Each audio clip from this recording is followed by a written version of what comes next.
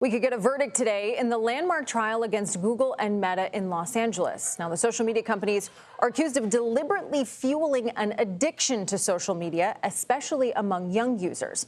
The 6-week trial has featured high-profile witnesses, including Mark Zuckerberg, the CEO of Meta Platforms, Adam Mosseri, the head of Instagram, and Christos Goudeau, the vice president of engineering at YouTube. Jurors also heard from the lead plaintiff, a 20-year-old woman identified as KGM, along with her therapist, whistleblowers, and experts on social media addiction. Now, she says she became hooked on YouTube at 6 and Instagram at 9, and that by age 10, she was struggling with depression, isolation, and self-harm. I want to bring in CBS News legal contributor Jessica Levinson. Jessica, I always enjoy talking to you about these complex legal cases. Today is no different. I want to read you a quote from the plaintiff's attorney in closing arguments. He said, "I don't naysay the opportunity to make money, but when you're making money off of kids, you have to do it responsibly." I thought that really sort of set up what's at heart at this case. So what do you think is the crux of this? Is this the content or the way these products are designed? That's a great question. It's the way they are designed. It's not the content, because we know that the content is actually protected still by Section 230 of the Communications Decency Act, where social media platforms and other online platforms essentially can't be liable for something that you or I post on those platforms unless they specifically tell us to.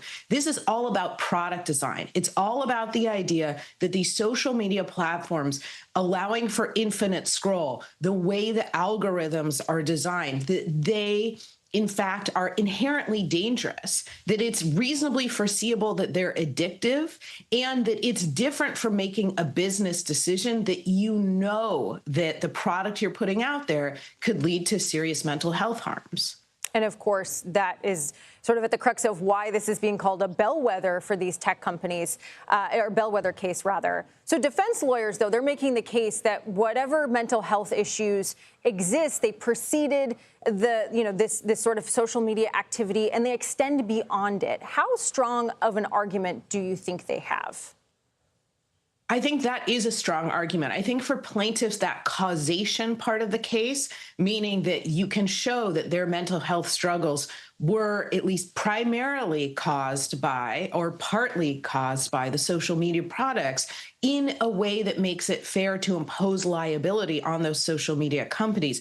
I think that's always been the hardest pressure point for the plaintiffs. Why? Because mental health is so complicated, because it's caused by so many different things, because it can fluctuate throughout your life or throughout even a child or teen's life. So I think what the jurors might be looking at here is they're looking at the social media companies, maybe wishing and hoping that they added more protections. But then I think they're also looking at the idea of whether or not it is legally permissible. Again, this is a bellwether case. This is testing the boundaries of this theory, whether or not it's legally permissible to say to these social media companies, you are going to be on the hook for the way your products are designed because of the mental health issues.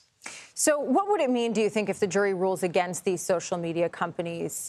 You mentioned these features like autoplay, infinite scroll. Do you think that would create a roadmap for suing platforms without running into Section 230, which you mentioned earlier?